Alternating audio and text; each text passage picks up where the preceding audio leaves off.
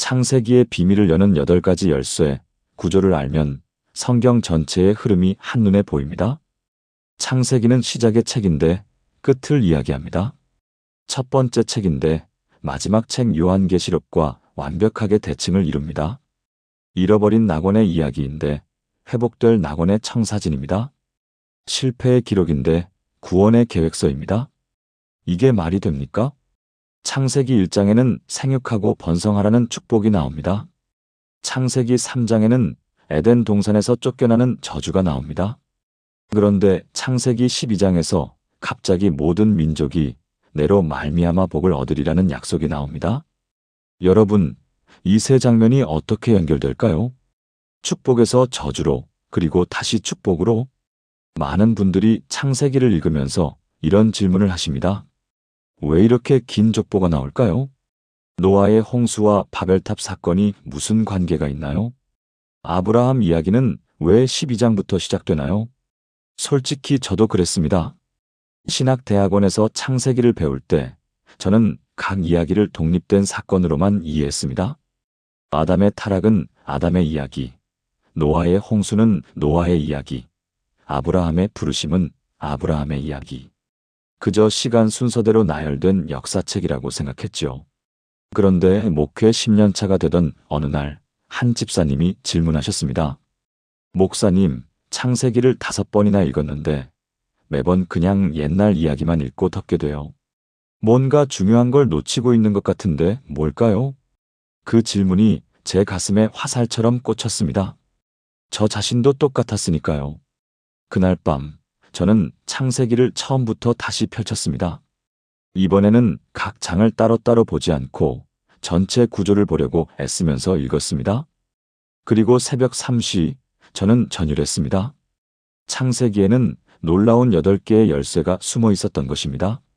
이 열쇠들을 발견하는 순간 창세기가 단순한 역사책이 아니라 성경 전체를 여는 마스터키라는 것을 깨달았습니다.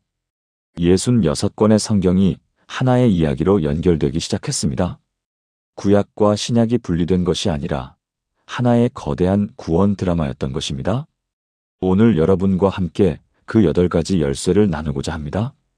이 열쇠들을 하나씩 발견하실 때마다 여러분의 성경 읽기가 완전히 달라질 것입니다. 더 이상 창세기가 고리타분한 옛날 이야기로 보이지 않을 것입니다. 살아 숨쉬는 하나님의 구원 계획서로 보이기 시작할 것입니다. 준비되셨습니까? 지금부터 시작하겠습니다. 여러분은 혹시 창세기 1장을 읽으면서 이런 의문을 가져보신 적 있으신가요? 왜 하나님은 하루 만에 모든 것을 창조하지 않으셨을까? 전능하신 하나님이라면 순식간에 우주 만물을 만드실 수 있으셨을 텐데 말입니다. 그런데 하나님은 의도적으로 7일이라는 시간을 두고 단계적으로 창조하셨습니다. 왜일까요? 성경은 이렇게 선포합니다. 하나님이 그 창조하시던 일을 7째 날에 마치시니 그가 하시던 모든 일을 그치고 7째 날에 안식하시니라. 창세기 2장 2절. 이 구절은 단순히 하나님이 쉬셨다는 의미가 아닙니다. 히브리어 원문을 보면 마치신이라는 단어가 칼라인데 이것은 완성하다, 완전하게 하다는 뜻입니다. 7일 창조는 단순한 시간 경과가 아니라 완성을 향한 하나님의 설계도였던 것입니다. 1일째 빛과 어둠을 나누셨습니다. 2일째 궁창으로 물을 나누셨습니다.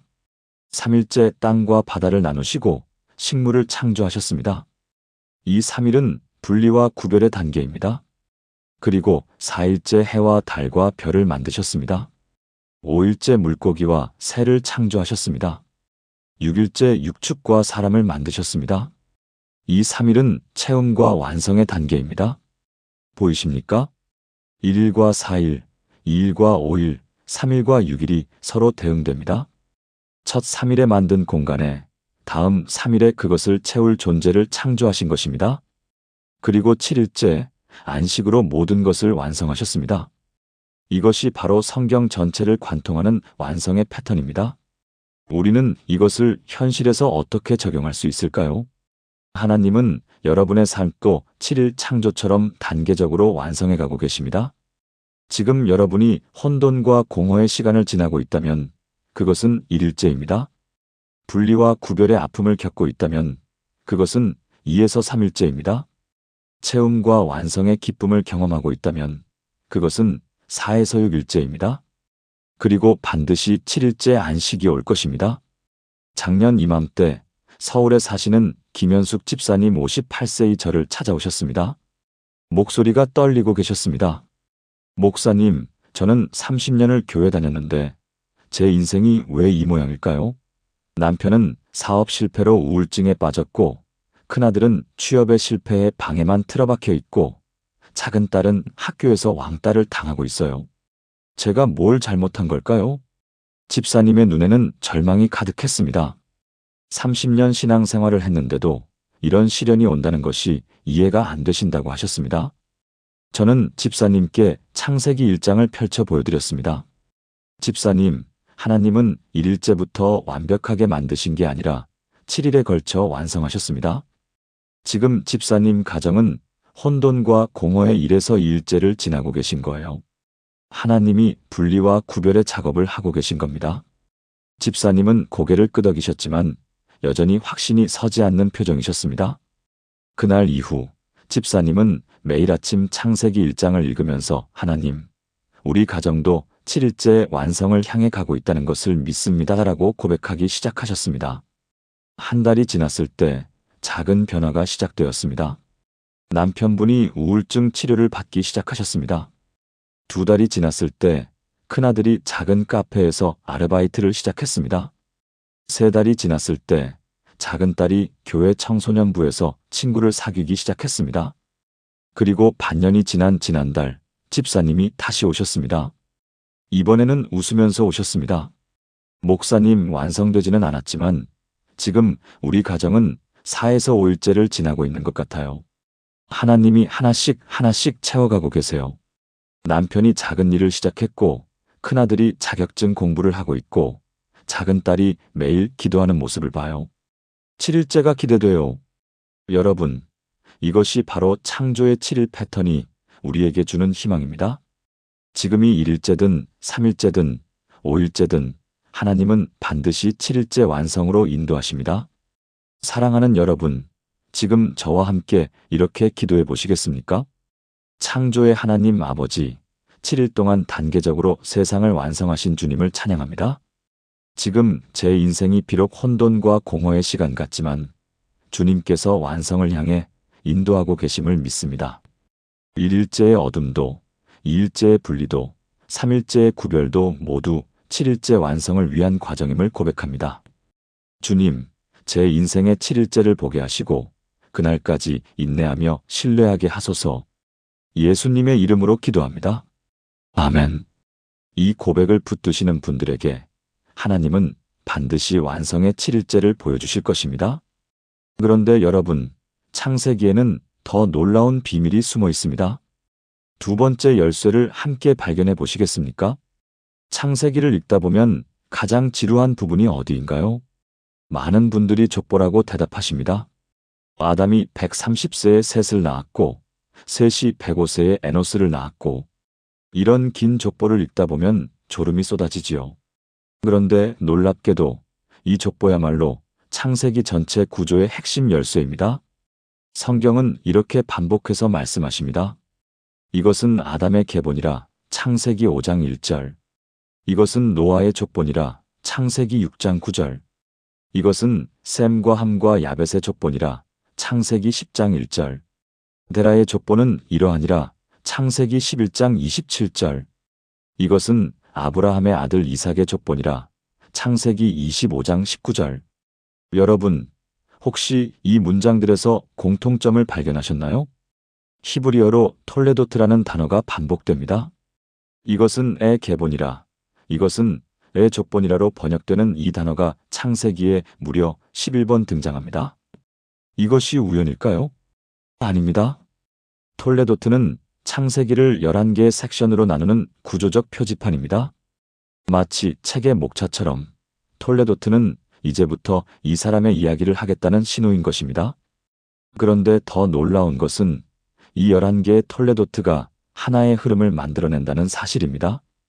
첫 번째 톨레도트는 천지의 창조 창세기 2장 4절입니다. 마지막 톨레도트는 야곱의 족보 창세기 37장 2절로 요셉 이야기로 이어집니다. 보이십니까? 창조에서 시작해서 요셉으로 끝나는데 요셉은 애굽으로 내려갑니다. 그리고 출애굽기가 시작됩니다.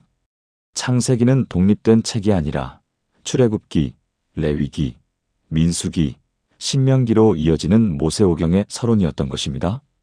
이것을 현실에 어떻게 적용할 수 있을까요? 톨레도트는 세대의 연결을 의미합니다. 우리의 신앙도 끊어진 점이 아니라 연결된 선입니다. 여러분 앞에는 누군가의 신앙이 있었고 여러분 뒤에는 누군가의 신앙이 이어질 것입니다. 우리는 혼자가 아니라 거대한 신앙의 계보 안에 있는 것입니다. 지난 3월 부산에 사시는 박영진 권사님 65세의 전화를 주셨습니다. 목사님, 저희 손녀가 교회를 안 나오겠다고 해요. 대학생이 되더니 갑자기 신앙이 없다고 교회는 위선적이라고 말해요. 제가 40년 동안 기도하며 신앙으로 키운 손녀인데 이럴 수가 있나요? 권사님의 목소리에는 깊은 절망이 담겨 있었습니다.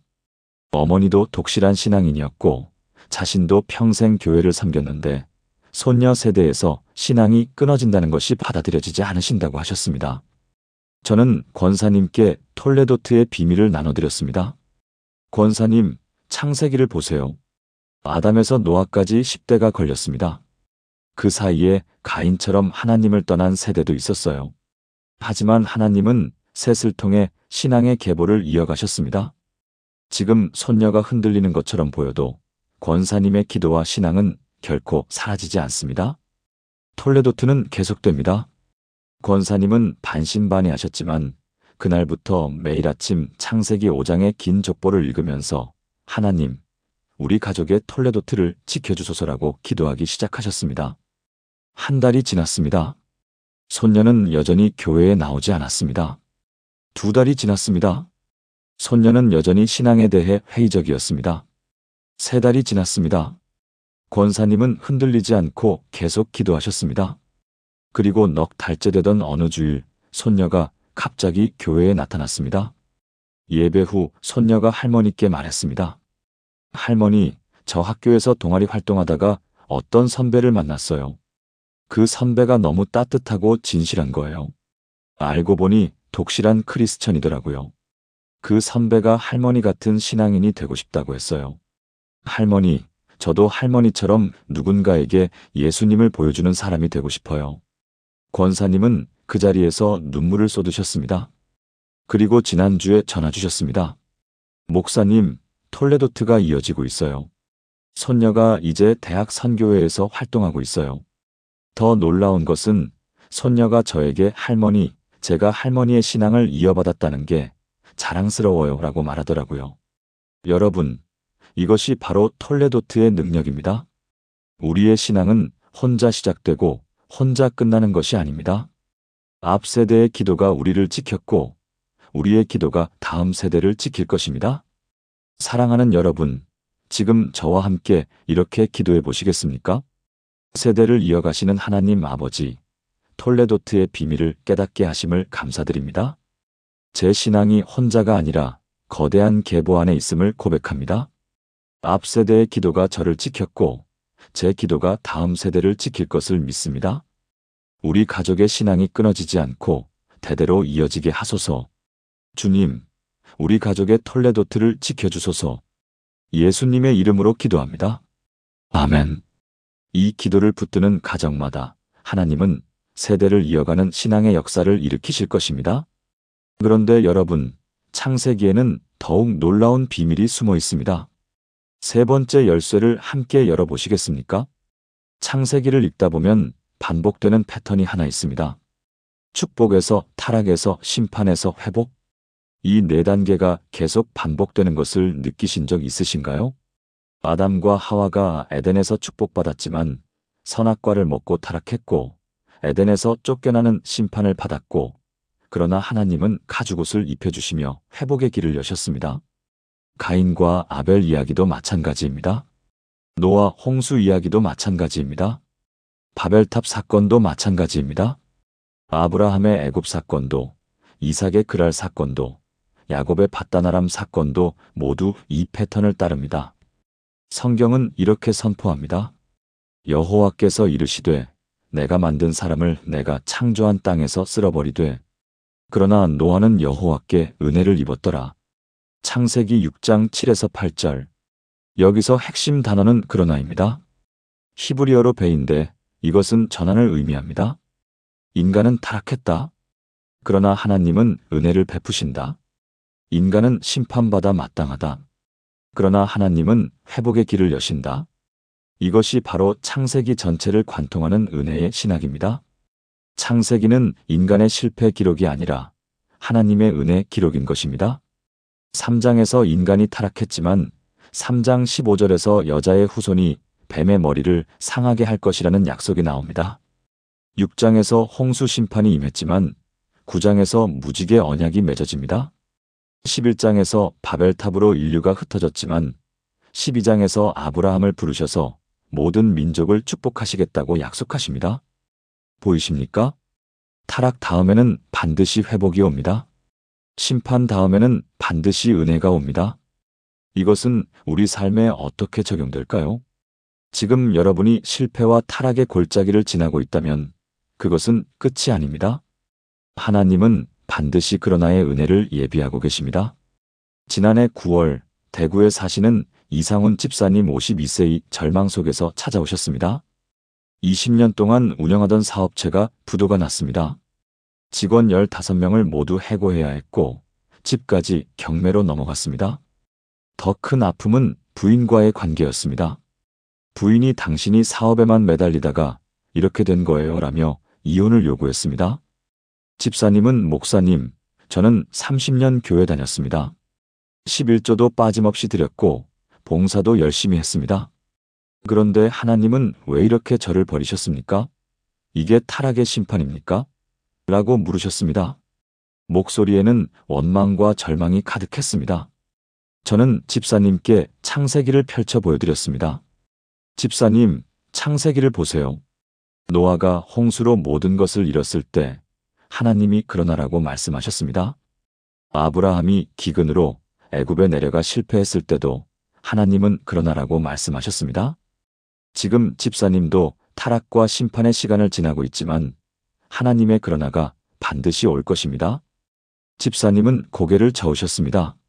목사님, 이제 회복될 게 하나도 없어요. 돈도 없고 집도 없고 아내도 떠나려고 하는데요. 그날 저는 집사님과 함께 기도했습니다. 하나님, 이 집사님에게 그러나의 은혜를 보여주소서. 집사님은 반신반의하면서 돌아가셨습니다. 그런데 한 달 후 집사님에게서 전화가 왔습니다. 목소리가 조금 밝아져 있었습니다. 목사님, 제 오랜 친구가 저를 찾아왔어요. 20년 전에 제가 사업 초기에 도와줬던 친구인데 이제 그 친구가 성공해서 저에게 같이 일하자고 제안했어요. 그러나가 시작된 건가요? 2달 후 다시 전화가 왔습니다. 목사님, 아내가 이혼을 철회했어요. 제가 매일 창세기를 읽으면서 변하는 모습을 보더니 당신이 정말로 회개했다는 걸 알겠어. 다시 시작해보자고 말하더라고요. 3달 후 또 전화가 왔습니다. 목사님, 친구와 시작한 일이 잘 되고 있어요. 예전만큼은 아니지만 빚을 조금씩 갚고 있어요. 그런데 가장 큰 변화는 제 마음이에요. 예전에는 돈과 성공이 전부였는데 이제는 하나님과 가족이 전부예요. 그리고 지난달 집사님이 교회를 방문하셨습니다. 부인과 함께 오셨습니다. 두 분이 함께 간증하셨습니다. 우리는 타락했습니다. 우리는 심판받았습니다. 그러나 하나님은 회복하셨습니다. 이제 우리는 그러나의 은혜를 증거하는 사람들입니다. 여러분, 이것이 바로 창세기가 우리에게 주는 희망입니다. 타락이 끝이 아니라 회복의 시작입니다. 심판이 마지막이 아니라 은혜의 전조입니다. 사랑하는 여러분, 지금 저와 함께 이렇게 기도해 보시겠습니까? 은혜의 하나님 아버지, 타락과 회복의 순환을 통해 역사하시는 주님을 찬양합니다. 지금 제가 비록 실패와 좌절의 시간을 지나고 있지만 주님의 그러나가 반드시 올 것을 믿습니다. 타락 다음에 회복이 오고 심판 다음에 은혜가 온다는 창세기의 약속을 붙잡습니다. 주님, 제 인생에도 그러나의 은혜를 보여주소서. 예수님의 이름으로 기도합니다. 아멘. 이 고백을 붙드는 분들에게 하나님은 반드시 회복의 역사를 일으키실 것입니다. 그런데 여러분, 창세기에는 더욱 강력한 비밀이 숨어 있습니다. 네 번째 열쇠를 함께 발견해 보시겠습니까? 여러분은 창세기에서 가장 많이 반복되는 단어가 무엇인지 아십니까? 언약입니다. 히브리어로 베리트인데 창세기에만 27번 등장합니다. 하나님은 아담에게, 노아에게, 아브라함에게, 이삭에게, 야곱에게 계속해서 언약을 맺으십니다. 그런데 놀라운 것은 이 언약들이 각각 독립적인 것이 아니라 하나의 큰 언약이 점진적으로 확장되는 것이라는 사실입니다. 성경은 이렇게 선포합니다. 내가 내 언약을 나와 너와 내 후손 사이에 세워서 영원한 언약을 삼고 너와 내 후손의 하나님이 되리라. 창세기 17장 7절. 이 구절에서 핵심은 영원한 언약입니다. 히브리어로 베리트 올람인데 이것은 시간을 초월하여 계속되는 언약을 의미합니다. 아담에게 주신 생육과 번성의 언약이 노아에게 확증되고 아브라함에게 구체화되고 이삭과 야곱을 거쳐 이스라엘 민족으로 확장되고 결국 예수 그리스도를 통해 온 인류에게 적용되는 것입니다. 창세기 3장 15절에서 여자의 후손이 뱀의 머리를 상하게 할 것이라는 첫 언약이 주어집니다. 창세기 9장에서 노아와 무지개 언약이 맺어집니다. 창세기 12장에서 아브라함과 모든 민족이 내로 말미암아 복을 받으리라는 언약이 맺어집니다. 창세기 17장에서 할례 언약이 추가됩니다. 창세기 22장에서 이삭을 바친 후 내가 내 씨로 크게 번성하게 하리라는 언약이 확증됩니다.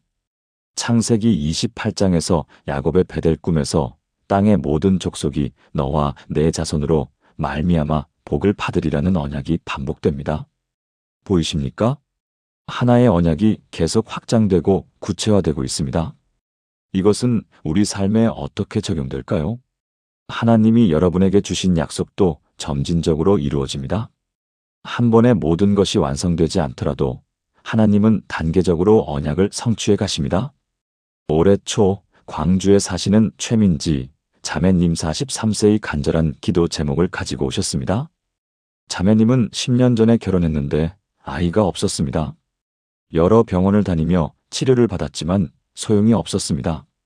의사는 자연 임신은 거의 불가능하다고 했습니다. 자매님은 목사님, 저는 어릴 때부터 꿈이 있었어요.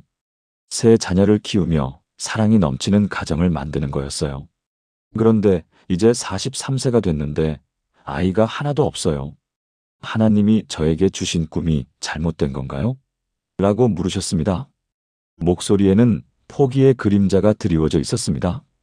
저는 자매님께 창세기의 언약 진행을 설명해 드렸습니다. 자매님, 하나님이 아브라함에게 자손을 주시겠다고 약속하셨을 때 아브라함은 75세였어요. 그리고 25년이 지나서 100세에 이삭을 낳았어요. 하나님의 언약은 우리 시간표가 아니라 하나님의 시간표로 이루어집니다. 포기하지 마세요. 언약은 진행 중입니다. 자매님은 눈물을 흘리면서 고개를 끄덕이셨습니다. 그날부터 자매님은 매일 창세기 17장을 읽으면서 하나님, 제게도 영원한 언약을 이루어 주소서라고 기도하기 시작하셨습니다. 한 달이 지났습니다. 아무 변화가 없었습니다. 2달이 지났습니다. 여전히 소식이 없었습니다. 3달이 지났습니다. 자매님은 흔들리지 않고 계속 기도하셨습니다. 4달째 되던 어느 날 자매님에게서 급한 전화가 왔습니다. 목사님, 임신이에요. 병원에서 확인했어요. 기적이에요. 자매님의 목소리는 울음과 웃음이 섞여 있었습니다. 그리고 9개월 후 자매님은 건강한 아들을 출산하셨습니다. 아기의 이름을 언약이라는 뜻의 약한이라고 지으셨습니다. 그런데 이야기는 여기서 끝나지 않았습니다. 지난달 자매님에게서 다시 전화가 왔습니다. 목사님, 둘째를 임신했어요. 의사도 놀라워해요. 43세의 첫째, 45세의 둘째라니. 하나님의 언약은 계속 진행 중이에요. 자매님은 전화 너머로 기쁨의 눈물을 흘리셨습니다. 목사님, 제 꿈은 세 자녀였어요. 이제 둘째가 올 거고 하나님이 허락하시면 셋째도 올 거라고 믿어요. 언약은 진행 중이니까요. 여러분, 이것이 바로 창세기가 우리에게 가르치는 언약의 능력입니다. 하나님의 약속은 한 번에 이루어지지 않을 수 있습니다. 하지만 반드시 진행되고 있습니다. 아브라함처럼 25년이 걸릴 수도 있습니다. 야곱처럼 20년이 걸릴 수도 있습니다. 요셉처럼 13년이 걸릴 수도 있습니다. 하지만 하나님의 언약은 반드시 성취됩니다. 사랑하는 여러분, 지금 저와 함께 이렇게 기도해 보시겠습니까? 언약의 하나님 아버지, 점진적으로 약속을 이루어 가시는 주님을 찬양합니다. 제게 주신 약속이 아직 이루어지지 않은 것처럼 보여도 지금도 진행 중임을 믿습니다. 아브라함에게 25년 만에, 야곱에게 20년 만에, 요셉에게 13년 만에 언약을 성취하신 것처럼 제게도 주님의 때에 반드시 이루어 주실 것을 고백합니다. 포기하지 않고 끝까지 약속을 붙잡게 하소서. 예수님의 이름으로 기도합니다. 아멘. 이 고백을 붙드는 분들에게 하나님은 반드시 언약을 성취하실 것입니다. 그런데 여러분, 창세기에는 더욱 깊은 비밀이 숨어 있습니다. 5번째 열쇠를 함께 열어보시겠습니까? 창세기를 읽다 보면 반복해서 등장하는 장면이 있습니다. 제단을 쌓는 장면입니다. 노아가 홍수 이후 첫 번째로 한 일이 무엇입니까? 제단을 쌓고 번제를 드린 것입니다. 아브라함이 가나안에 도착해서 첫 번째로 한 일이 무엇입니까? 세겜에서 제단을 쌓은 것입니다. 이삭도 제단을 쌓았고 야곱도 베델에서 제단을 쌓았습니다. 왜 이들은 중요한 순간마다 제단을 쌓았을까요? 성경은 이렇게 말씀하십니다. 노아가 여호와께 제단을 쌓고 모든 정결한 짐승과 모든 정결한 새 중에서 제물을 취하여 번제로 제단에 드렸더니 여호와께서 그 향기를 받으시고. 창세기 8장 20에서 21절. 여기서 핵심은 향기를 받으시고입니다. 히브리어로 레아흐 니호아흐인데 이것은 기쁘게 받으시다, 만족하시다는 뜻입니다. 제단은 단순히 동물을 죽여 바치는 장소가 아닙니다. 제단은 하나님과 만나는 장소이고 하나님이 기뻐 받으시는 예배의 장소입니다. 창세기를 자세히 보면 제단이 쌓인 장소마다 중요한 사건이 일어납니다. 세겜의 제단에서 아브라함이 가나안에 도착한 곳, 베델의 제단에서 야곱이 하나님을 만난 곳, 무레의 상수리 나무에서 아브라함이 손님 천사를 접대한 곳, 모리아 산의 제단에서 아브라함이 이삭을 바친 곳, 부엘세바의 제단에서 이삭이 평화를 얻은 곳. 보이십니까? 제단은 단순한 종교 의식이 아니라 하나님의 임재가 머무는 거룩한 표지입니다. 제단이 있는 곳에 하나님이 계시고 하나님이 계신 곳에 축복이 있습니다. 이것은 우리 삶에 어떻게 적용될까요? 우리의 삶에도 제단이 필요합니다. 매일 아침 하나님을 만나는 새벽 기도의 제단, 가정에서 드리는 가정 예배의 제단, 교회에서 드리는 주일 예배의 제단. 제단을 세우는 곳마다 하나님의 임재가 머물고 하나님의 축복이 임합니다. 지난해 6월 인천에 사시는 김태수 장로님 61세 가정에 큰 문제가 생겼습니다. 고등학생 아들이 게임 중독에 빠져 학교를 가지 않았습니다. 대학생 딸은 우울증으로 상담 치료를 받고 있었습니다. 장로님 자신은 사업 스트레스로 건강이 악화되었습니다. 부인은 이 모든 상황에 지쳐 이제 더 이상 못 견디겠다고 말했습니다. 장로님은 목사님, 저는 장로입니다. 교회에서 봉사도 열심히 하고 헌금도 많이 합니다. 그런데 왜 제 가정은 이 모양입니까? 하나님이 저를 버리신 건가요? 라고 물으셨습니다. 저는 장로님께 조심스럽게 질문했습니다. 장로님, 혹시 가정에서 예배를 드리시나요? 장로님은 당황하셨습니다. 가정 예배요? 아니요. 교회 봉사가 너무 바빠서 집에서는 예배를 못 드렸어요. 저는 장로님께 창세기의 제단 이야기를 나눴습니다. 장로님, 아브라함은 어디를 가든 제단을 쌓았습니다.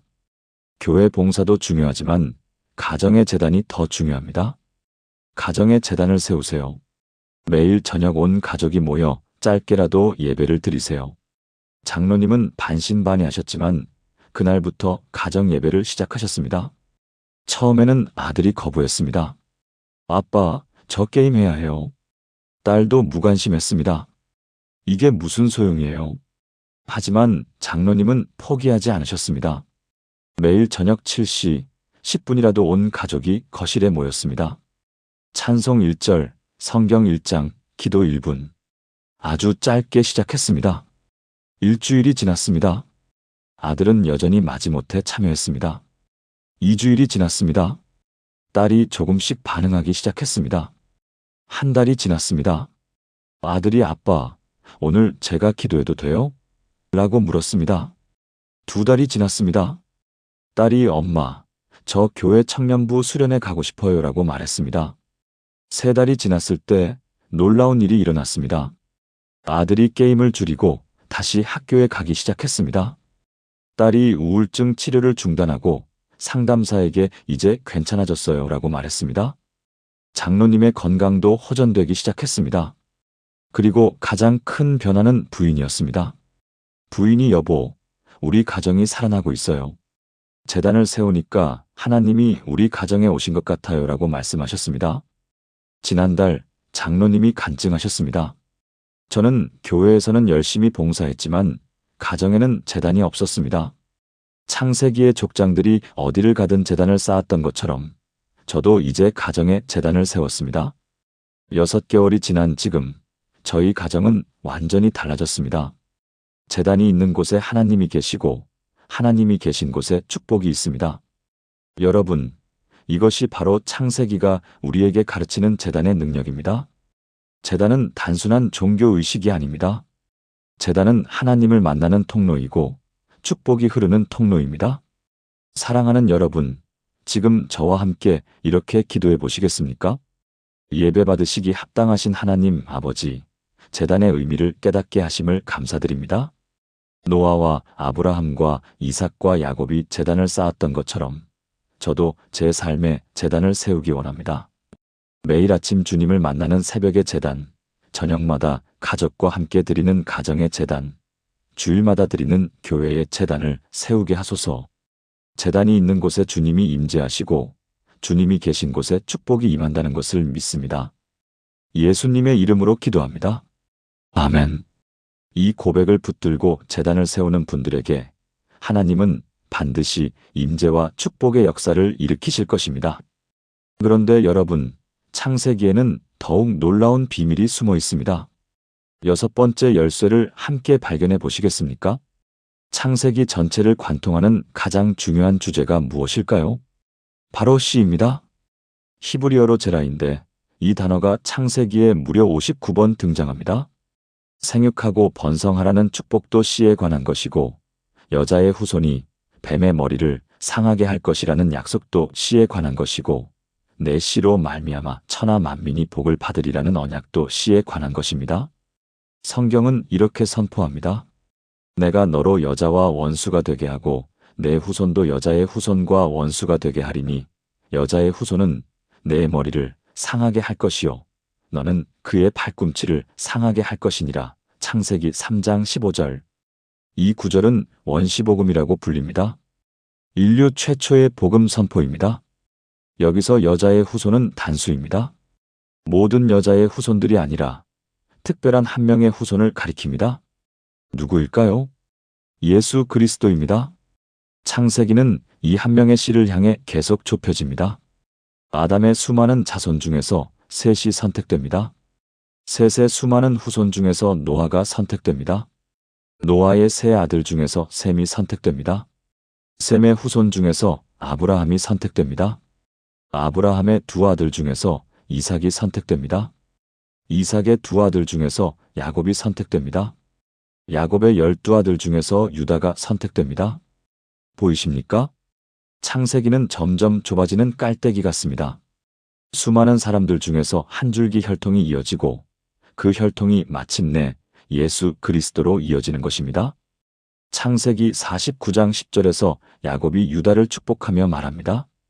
규가 유다를 떠나지 아니하며 통치자의 지팡이가 그 발 사이에서 떠나지 아니하기를 실로가 오시기까지 이르리니 그에게 모든 백성이 복종하리로다.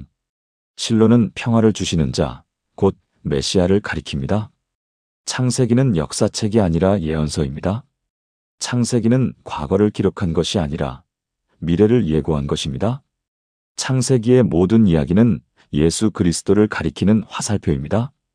이것은 우리 삶에 어떻게 적용될까요? 우리의 삶도 시입니다. 우리를 통해 다음 세대가 이어지고 그 세대를 통해 또 다음 세대가 이어집니다. 우리는 단순히 오늘을 사는 것이 아니라 미래를 만들어가는 것입니다. 올해 초 제주도에 사시는 강은미 권사님 68세의 깊은 고민을 가지고 오셨습니다. 권사님은 평생 신앙생활을 했지만 자녀들이 모두 교회를 떠났습니다. 큰아들은 종교는 필요 없다고 말하며 20년째 교회에 안 나옵니다. 작은 딸도 결혼하면서 교회를 떠났습니다. 손자, 손녀들도 당연히 교회를 모릅니다. 권사님은 목사님, 제 신앙은 제대에서 끊기는 건가요? 제가 평생 뿌린 씨가 모두 허공에 날아간 건가요? 라고 물으셨습니다. 목소리에는 깊은 절망이 담겨 있었습니다. 저는 권사님께 창세기의 씨 이야기를 나눴습니다. 권사님, 아브라함도 이삭을 낳기까지 25년을 기다렸습니다. 야곱도 라헬과 결혼하기까지 14년을 기다렸습니다. 요셉도 총리가 되기까지 13년을 기다렸습니다. 하나님의 씨는 우리가 보지 못하는 곳에서 자라고 있습니다. 포기하지 마세요. 권사님은 눈물을 흘리셨지만 믿기 어려워하셨습니다. 그날부터 권사님은 매일 창세기 3장 15절을 읽으면서 하나님, 우리 가족에게도 여자의 후손처럼 믿음의 씨가 이어지게 하소서라고 기도하기 시작하셨습니다. 한 달이 지났습니다. 아무 변화가 없었습니다. 2달이 지났습니다. 여전히 소식이 없었습니다. 3달이 지났습니다. 권사님은 흔들리지 않고 계속 기도하셨습니다. 그런데 넉 달째 되던 어느 날 큰아들에게서 전화가 왔습니다. 엄마, 저희 애가 학교에서 성경 이야기를 듣고 왔대요. 예수님이 누구냐고 물어보는데 제가 대답을 못하겠어요. 엄마가 한번 애한테 이야기해 주시면 안 될까요? 권사님은 믿을 수 없었습니다. 20년 동안 교회를 거부하던 아들이 손자에게 성경 이야기를 해달라니. 권사님은 그날부터 손자를 만나기 시작했습니다. 처음에는 일주일에 한 번 짧은 성경 이야기를 나눴습니다. 손자는 눈을 반짝이며 들었습니다. 그리고 3달 후 손자가 말했습니다. 할머니, 저도 예수님 믿고 싶어요. 교회 데려가 주세요. 권사님은 큰아들에게 조심스럽게 말씀드렸습니다. 아들아, 우리 손자가 교회 가고 싶다는데 한 번만 허락해주면 안 될까? 큰아들은 잠시 망설이다가 말했습니다. 엄마가 그렇게 기도하셨으니 한번 보내보죠. 그날부터 손자는 권사님과 함께 교회에 나오기 시작했습니다. 그리고 놀라운 일이 일어났습니다. 3달 후 큰아들이 말했습니다. 엄마, 우리 애가 교회 다니면서 너무 밝아졌어요. 예수님 이야기를 집에서도 계속해요. 엄마, 저도 한번 교회 가봐도 될까요? 권사님은 그 자리에서 눈물을 쏟으셨습니다. 지난달 권사님이 간증하셨습니다. 저는 제 신앙이 제 대에서 끊기는 줄 알았습니다. 하지만 하나님은 씨를 보존하고 계셨습니다. 보이지 않는 곳에서 싹을 틀게 하고 계셨습니다. 이제 큰아들이 20년 만에 교회에 나오기 시작했고 손자는 매주 새벽 기도에 나옵니다. 씨는 죽지 않았습니다. 씨는 자라고 있었습니다.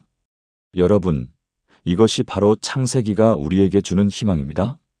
여러분이 뿌린 신앙의 씨는 결코 허공에 날아가지 않습니다. 보이지 않는 곳에서 자라고 있습니다. 때가 되면 반드시 싹이 트고 열매를 맺을 것입니다. 사랑하는 여러분, 지금 저와 함께 이렇게 기도해 보시겠습니까? 씨를 보존하시는 하나님 아버지, 여자의 후손으로 메시아를 보내주신 주님을 찬양합니다.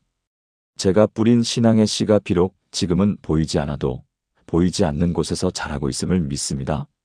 아브라함과 이삭과 야곱을 거쳐 예수님까지 이어진 것처럼 제 신앙도 다음 세대, 또 다음 세대로 이어지게 하소서. 우리 가족의 신앙이 끊어지지 않고 대대로 이어지게 하소서. 씨는 죽지 않고 자라고 있음을 고백합니다. 예수님의 이름으로 기도합니다. 아멘.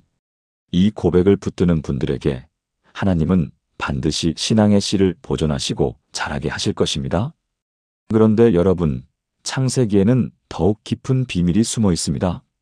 7번째 열쇠를 함께 발견해 보시겠습니까? 창세기를 읽다 보면 극명하게 대조되는 인물들이 등장합니다. 가인과 아벨, 이스마엘과 이삭, 에서와 야곱, 요셉과 형들. 왜 한쪽은 축복받고 한쪽은 저주받았을까요? 똑같은 부모에게서 태어났는데 왜 한쪽은 하나님께 쓰임받고 한쪽은 버림받았을까요? 성경은 이렇게 선포합니다. 아벨은 양치는 자였고 가인은 농사하는 자였더라. 세월이 지난 후에 가인은 땅의 소산으로 제물을 삼아 여호와께 드렸고 아벨은 자기도 양의 첫 새끼와 그 기름으로 드렸더니 여호와께서 아벨과 그의 제물은 받으시고 가인과 그의 제물은 받지 아니하시니. 창세기 4장 2에서 5절. 여기서 핵심은 받으시고와 받지 아니하시니의 차이입니다. 왜 하나님은 아벨의 제물은 받으시고 가인의 제물은 받지 않으셨을까요? 히브리서 11장 4절이 답을 줍니다. 믿음으로 아벨은 가인보다 더 나은 제사를 하나님께 드림으로 의로운 자라 하시는 증거를 얻었으니. 차이는 믿음이었습니다. 아벨은 믿음으로 최선의 것을 드렸지만 가인은 형식적으로 드렸습니다. 이삭과 이스마엘의 차이도 마찬가지입니다. 이삭은 약속의 자녀였지만 이스마엘은 육체의 자녀였습니다. 야곱과 에서의 차이도 마찬가지입니다. 야곱은 장자권을 소중히 여겼지만 에서는 한 그릇 죽에 팔아버렸습니다. 요셉과 형들의 차이도 마찬가지입니다. 요셉은 꿈을 붙들었지만 형들은 시기와 질투에 빠졌습니다. 보이십니까? 축복과 저주의 차이는 외부 환경이 아니라 내부 선택에 있습니다. 똑같은 상황에서도 어떤 선택을 하느냐에 따라 축복이 될 수도 있고 저주가 될 수도 있습니다. 이것은 우리 삶에 어떻게 적용될까요? 우리의 운명은 우리의 선택에 달려 있습니다. 환경은 바꿀 수 없어도 선택은 바꿀 수 있습니다. 믿음으로 선택하느냐, 육체로 선택하느냐에 따라 우리의 미래가 결정됩니다. 지난해 10월 서울에 사시는 두 형제 이야기를 들었습니다. 형은 이준호 집사님 48세, 동생은 이준혁 씨 45세입니다. 두 형제는 똑같은 부모 밑에서 자랐고 똑같은 신앙 교육을 받았습니다. 어릴 때는 함께 교회를 다녔고 청년부에서도 함께 활동했습니다. 그런데 30대가 되면서 두 형제의 길이 갈라지기 시작했습니다. 형 준호 집사님은 사업이 잘 안 풀렸습니다. 두 번의 사업 실패를 겪었고 빚이 2억 원이 생겼습니다. 하지만 형은 교회를 떠나지 않았습니다. 매주 새벽 기도에 나와 하나님, 제 길을 인도하소서라고 기도했습니다. 11조도 계속 드렸습니다. 빚을 갚아야 하는데 11조를 드리는 게 맞나? 고민했지만 이것은 하나님의 것이라며 계속 드렸습니다. 반면 동생 준혁 씨는 사업이 잘 되었습니다. IT 사업으로 큰 성공을 거뒀고 3년 만에 10억을 벌었습니다. 하지만 동생은 점점 교회에서 멀어졌습니다. 이제 사업이 바빠서 교회 갈 시간이 없어라고 말하며 주일에도 일했습니다. 내 능력으로 번 돈인데 왜 11조를 내야 해? 라고 생각하며 헌금을 중단했습니다. 5년이 지났습니다. 형 준호 집사님은 여전히 어려웠습니다. 하지만 작은 회사를 하나 인수해서 조금씩 빚을 갚아가고 있었습니다. 부인과 두 자녀가 행복했고 교회에서 귀한 봉사자로 쓰임받고 있었습니다. 동생 준혁 씨는 돈을 더 많이 벌었습니다. 하지만 건강이 나빠졌습니다. 과로로 당뇨와 고혈압이 생겼고 가족 관계도 멀어졌습니다. 부인과 자주 싸웠고 아이들은 아빠는 돈만 생각해라고 말했습니다. 그리고 10년째 되던 올해 극적인 사건이 일어났습니다. 동생 준혁 씨가 사업 파트너에게 사기를 당해 20억 원의 손실을 입었습니다. 회사가 부도 직전에 이르렀고 스트레스로 심근경색이 왔습니다. 병원에 입원한 동생에게 형 준호 집사님이 찾아갔습니다. 병상에서 동생이 울면서 말했습니다. 형, 미안해. 나는 형보다 돈을 더 많이 벌었는데 형보다 불행해. 내가 잘못 선택한 것 같아. 형처럼 하나님을 붙들었어야 했는데. 형은 동생의 손을 잡고 기도했습니다. 하나님, 제 동생을 불쌍히 여기소서. 이제라도 돌아오게 하소서. 그날 이후 동생은 형과 함께 교회에 나오기 시작했습니다.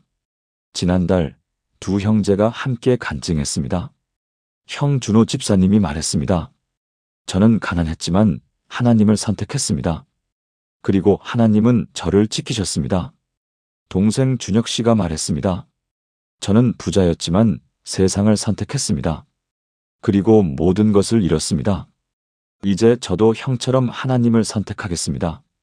여러분, 이것이 바로 창세기가 우리에게 가르치는 선택의 능력입니다. 가인처럼 선택할 것인가? 아벨처럼 선택할 것인가? 이스마엘처럼 살 것인가? 이삭처럼 살 것인가? 에서처럼 현재를 선택할 것인가? 야곱처럼 미래를 선택할 것인가? 우리의 운명은 우리의 선택에 달려 있습니다. 사랑하는 여러분, 지금 저와 함께 이렇게 기도해 보시겠습니까? 선택의 하나님 아버지, 축복과 저주의 차이가 선택에 있음을 깨닫게 하심을 감사드립니다. 가인이 아니라 아벨처럼, 이스마엘이 아니라 이삭처럼, 에서가 아니라 야곱처럼 선택하게 하소서. 환경이 어렵더라도 믿음으로 선택하게 하시고 세상이 유혹하더라도 하나님을 선택하게 하소서. 제 선택이 제 운명을 만들고 제 자녀의 미래를 만든다는 것을 고백합니다. 오늘부터 축복의 선택을 하게 하소서. 예수님의 이름으로 기도합니다. 아멘. 이 고백을 붙들고 선택하는 분들에게 하나님은 반드시 축복의 결과를 보여주실 것입니다. 그런데 여러분, 창세기에는 마지막 결정적 비밀이 숨어 있습니다. 8번째 열쇠를 함께 발견해 보시겠습니까? 창세기는 어떻게 끝날까요? 요셉이 애굽의 총리가 되고 야곱의 가족 70명이 애굽으로 내려가고 야곱이 죽고 요셉도 죽으면서 끝납니다. 그런데 요셉의 마지막 말이 의미심장합니다. 성경은 이렇게 기록합니다. 요셉이 그의 형제들에게 이르되 나는 죽을 것이나 하나님이 너희를 돌보시고 너희를 이 땅에서 인도하여 내사 아브라함과 이삭과 야곱에게 맹세하신 땅에 이르게 하시리라 하고 창세기 50장 24절. 여기서 핵심은 이 땅에서 인도하여 내사입니다. 요셉은 애굽이 끝이 아니라는 것을 알고 있었습니다. 애굽은 잠시 머무는 곳이고 가나안이 최종 목적지라는 것을 알고 있었습니다. 창세기는 애굽에서 끝나지만 출애굽기는 애굽에서 시작됩니다. 창세기와 출애굽기는 분리된 책이 아니라 하나로 연결된 이야기입니다. 더 나아가 애굽 이야기는 단순한 역사가 아니라 예표입니다. 애굽은 세상을 상징합니다. 노예 생활은 죄의 노예됨을 상징합니다. 홍해를 건너는 것은 세례를 상징합니다. 광야 40년은 신앙의 연단을 상징합니다. 가나안 입성은 천국 입성을 상징합니다. 보이십니까? 창세기는 단순히 과거 이야기가 아니라 우리의 구원 여정을 미리 보여주는 청사진입니다. 우리도 영적 애굽에서 시작해서 출애굽을 경험하고 광야를 지나 마침내 약속의 땅에 들어가게 됩니다. 이것은 우리 삶에 어떻게 적용될까요? 지금 여러분이 있는 곳이 영적 애굽이라도 낙심하지 마십시오. 하나님은 반드시 여러분을 인도하여 내실 것입니다. 애굽은 끝이 아니라 시작입니다. 올해 초 경기도에 사시는 한미선 자매님 39세 이야기를 들었습니다. 자매님은 7년 전에 예수님을 믿었습니다. 그런데 남편이 극심하게 반대했습니다. 교회 가지 마. 헌금하지 마. 성경 읽지 마. 남편은 자매님이 교회 가는 것을 막으려고 주일마다 싸움을 걸었습니다. 자매님은 내가 애굽의 노예처럼 살고 있구나라고 느꼈습니다. 신앙생활은 하고 싶은데 자유가 없었습니다. 기도하고 싶은데 방해받았습니다. 봉사하고 싶은데 허락받지 못했습니다. 자매님은 목사님, 이게 제 운명인가요? 평생 이렇게 갇혀 살아야 하나요? 라고 물으셨습니다. 저는 자매님께 창세기 마지막 장을 보여드렸습니다. 자매님 요셉도 애굽에서 죽었어요. 하지만 요셉은 하나님이 너희를 이 땅에서 인도하여 내실 것이라고 확신했어요. 지금은 애굽 같아도 반드시 출애굽의 때가 올 것입니다. 자매님은 눈물을 흘리면서 고개를 끄덕이셨습니다. 그날부터 자매님은 매일 새벽 남편 몰래 일어나 화장실에서 기도했습니다. 하나님, 저를 이 영적 애굽에서 인도하여 내소서. 한 해가 지났습니다. 남편은 여전히 반대했습니다. 2년이 지났습니다. 상황은 변하지 않았습니다. 3년이 지났습니다. 자매님은 포기하지 않고 계속 기도했습니다. 그리고 4년째 되던 어느 날 기적이 일어났습니다. 남편이 교통사고를 당했습니다. 큰 사고였지만 다행히 생명에는 지장이 없었습니다. 병원에 입원한 남편에게 교회 성도들이 찾아왔습니다. 자매님이 부탁한 것도 아닌데 성도들이 자발적으로 문병을 왔습니다. 식사를 챙겨주고 간호를 도와주고 기도해 주었습니다. 남편은 처음에는 당황했지만 점점 마음이 열리기 시작했습니다. 이 사람들은 왜 나를 이렇게 도와주는 거지? 퇴원 후 남편이 자매님에게 말했습니다. 여보, 미안해. 내가 교회를 오해했어. 당신 교회 사람들 정말 좋더라. 나도 한번 교회 가봐도 될까? 자매님은 그 자리에서 눈물을 쏟았습니다. 7년을 기다렸던 출애굽의 순간이었습니다. 그날부터 남편은 자매님과 함께 교회에 나오기 시작했습니다. 처음에는 마지못해 나왔지만 3개월 후에는 스스로 나오기 시작했습니다. 6개월 후에는 새벽 기도에도 나왔습니다. 그리고 1년 후 남편이 세례를 받았습니다. 지난달 자매님 부부가 함께 간증했습니다. 자매님이 말했습니다. 저는 7년 동안 영적 애굽에 갇혀 있었습니다. 하지만 하나님은 저를 인도하여 내셨습니다. 요셉이 믿었던 것처럼 하나님은 반드시 약속을 지키십니다. 남편이 말했습니다. 저는 7년 동안 아내의 신앙을 반대했습니다. 하지만 이제 저도 출애굽을 경험했습니다. 이제 우리 부부는 함께 약속의 땅을 향해 가고 있습니다. 여러분, 이것이 바로 창세기가 우리에게 주는 마지막 메시지입니다. 지금이 애굽이어도 반드시 출애굽이 옵니다. 지금이 노예의 삶이어도 반드시 자유의 날이 옵니다. 하나님은 반드시 여러분을 인도하여 내실 것입니다. 사랑하는 여러분, 지금 저와 함께 이렇게 기도해 보시겠습니까? 출애굽의 하나님 아버지, 애굽 이야기를 통해 구원의 청사진을 보여주심을 감사드립니다. 지금 제가 비록 영적 애굽에 있는 것처럼 느껴져도 주님께서 반드시 인도하여 내실 것을 믿습니다. 요셉이 확신했던 것처럼 저도 확신합니다. 하나님은 저를 이 땅에서 인도하여 내사 약속의 땅에 이르게 하실 것입니다. 애굽은 끝이 아니라 시작이고 지금은 출애굽을 예비하는 때임을 고백합니다. 주님, 때가 되면 저를 인도하여 내소서. 예수님의 이름으로 기도합니다. 아멘. 사랑하는 여러분, 지금까지 창세기의 비밀을 여는 8가지 열쇠를 함께 나눴습니다. 이 모든 말씀을 하나의 기도로 드리겠습니다. 함께 기도하시겠습니까? 전능하신 창조주 하나님, 오늘 이 시간 창세기의 8가지 열쇠를 열어주심을 감사드립니다.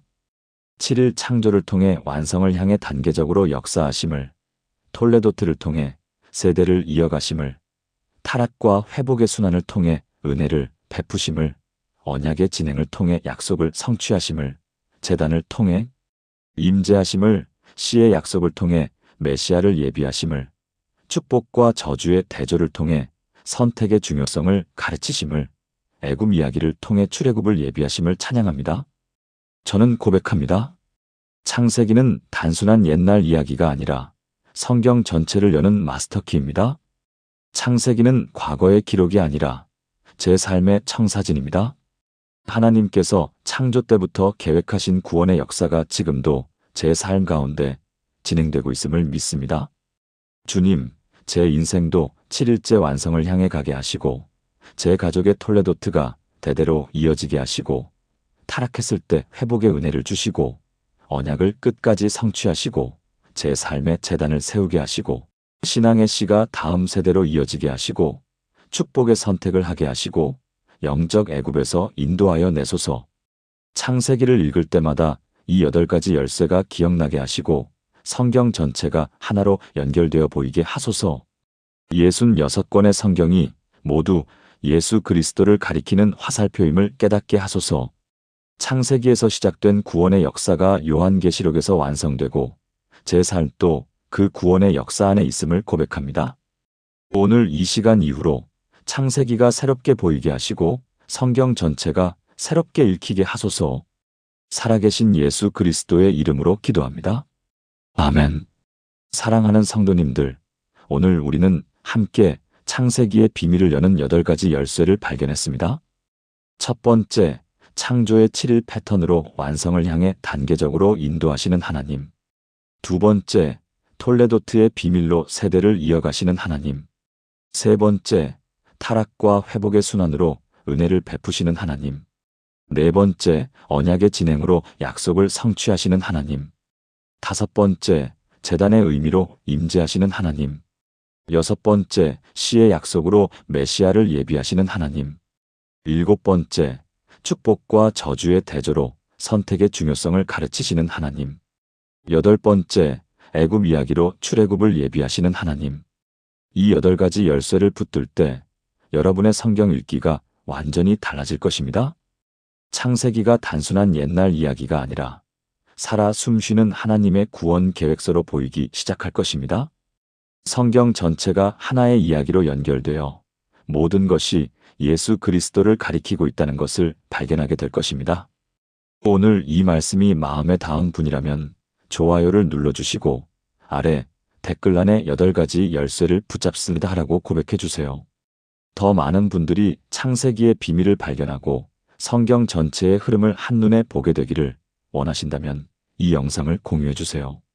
여러분의 삶에 하나님의 완성하시는 은혜가, 세대를 이어가는 축복이, 회복의 기적이, 언약의 성취가, 제단의 임재가, 시의 보존이, 축복의 선택이, 출애굽의 자유가 넘치기를 축복합니다. 창세기를 여는 8가지 열쇠로 성경 전체를 여는 하나님의 사람들이 되시기를 주님의 이름으로 축복합니다.